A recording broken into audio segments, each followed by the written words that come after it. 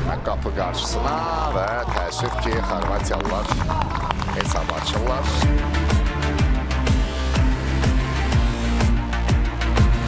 Bu arada Qarabağın hücumunu istəyirik. Musa Qurbanlıdan əla zərbə və hesab bərabərləşir.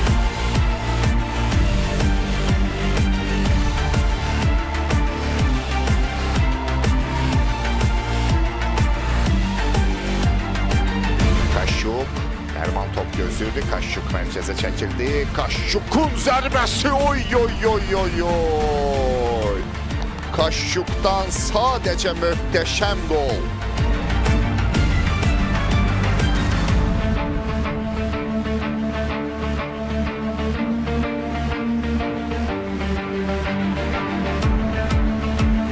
İndi Bəhruz Qurbanlı hücumu davam etdirir. Abbas Hüseynov da onun yanındadır. Bəhruzun ötürməsi Abbas'a, Abbas'ın zərbəsi və əla bir gol. Golun yaradıcılarına fikir verin.